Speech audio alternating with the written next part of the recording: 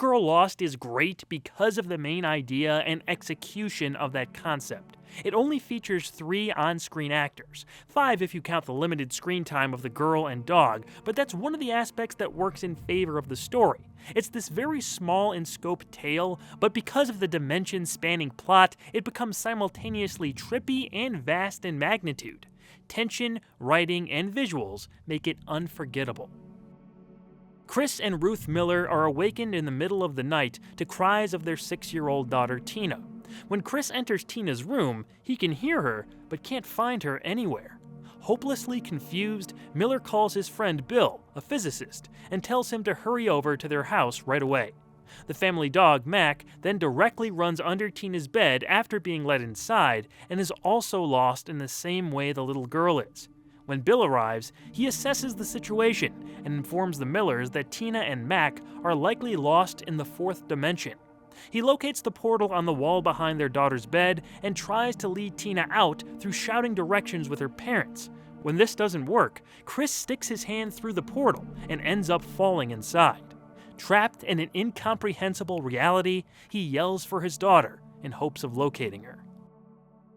Richard Matheson first conceived of this story when one night his daughter was crying in her room, but he couldn't immediately find her. She had apparently fallen off her bed, rolled under it, and was against the wall. It was that momentary strange sensation that gave birth to this idea. Matheson even kept the names of his daughter, Tina, and his wife, Ruth, as the character names for his narrative. This was originally one of Matheson's short stories that was published in 1953, but it ended up being a perfect candidate for a Twilight Zone adaptation.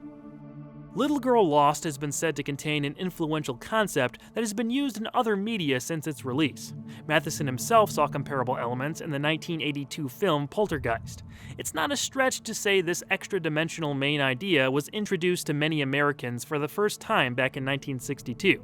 Not to say this was a brand new notion. I'm sure it was done in some form in fiction well before this, but it did capture a lot of creative people's imagination. The reverberations of this episode are still felt in the Twilight Zone Tower of Terror attraction at Walt Disney World. There are a few specific odes to this story throughout that ride. They also may have derived some of the thematic aspects for the attraction from the concepts used here. The visuals that one-time TZ director Paul Stewart and cinematographer George D. Clemens created for Little Girl Lost are some of the most abstract we've seen in this show. In contrast to most of the episode that takes place in the Miller suburban home, the stuff in the 4th dimension is way out there, and I loved it. The techniques they used to make this place extremely weird without becoming too indiscernible were a fine line they walked flawlessly. A special set combined with fog and post-production effects created a worthwhile trip into this realm. They also experimented with some of the shots by shooting behind a piece of glass with moving oil on it. You never quite see what exactly is going on, but it's enough to follow the actions of the characters. Richard Matheson would later remark that this portion could have been a little stranger, but it wasn't bad. He was generally pleased with the adaptation. Perhaps the most impressive visual in our own dimension was that of the portal inside the wall. Believe it or not, that was a practical effect done without double exposure. Apparently, the set was constructed to have the portal part of it built a couple of feet back from the rest of the set. They lit the scene in a particular way that created the illusion that it was a solid wall. So when the actors put their hands through the portal, they're actually just reaching into the opening separated by light. It's pretty crazy, honestly. I was shocked to find out that's how it was done. I'm sure the black and white photography, containing limited shades of gray, had to have helped them pull this off. In terms of the audio, let's not forget how those effects helped create this otherworldly experience. Echoes and other sounds added to what we were watching in the 4th dimension.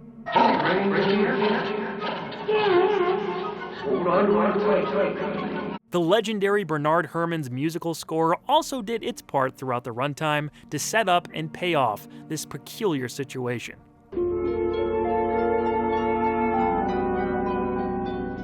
Speaking of music, the Twilight Zone theme sounds odd in this episode's intro and credits. If that was done on purpose to tie into the 4th dimension gimmick, that's genius. But I don't think that was the case, since this happens again in following installments.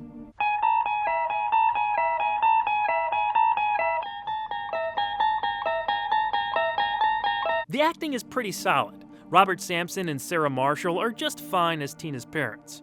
Charles Aidman as Bill is definitely the standout though. He had to handle a lot of heavy dialogue, explaining what was going on while not making it dull. Props to him for his Doc Brown sequence. Although all the lines forming the fourth dimension are perpendicular to every point, they're not necessarily parallel to us.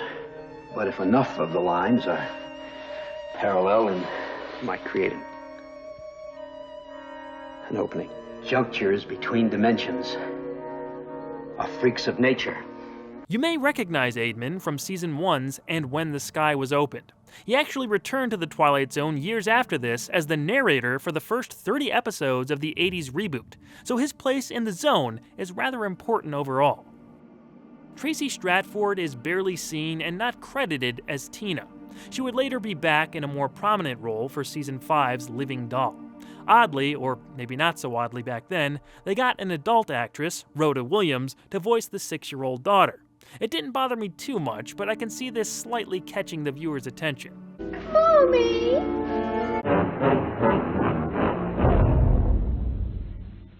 Tina and Mac are able to find Chris, who is immediately pulled out of the fourth dimension by Bill. They're all safe, and the portal is now closed. Bill informs Mr. Miller that he was only halfway inside the opening, while his lower body was being held in our dimension. Time was of the essence as Bill yelled for Chris to hurry, and they made it out just in time. Everyone recovers, pondering this bizarre ordeal, as Rod's narration finishes off the story. The concept and tension that it builds are the attributes fans took away most from this show. I'm right there with the majority. It's a great idea that was brought to fruition in several successful ways. It also features one of my favorite narrator reveal shots, which always brings my personal rating up a few points. This is a hearty recommendation from me. If you haven't seen it and are still confused, I guess a modern equivalent to the fourth dimension idea would be something like the Upside Down from Stranger Things. Both places are occupying the same space, but are concurrently separate. There's only one way to experience it yourself, so draw up a portal of your own and step inside the Twilight Zone.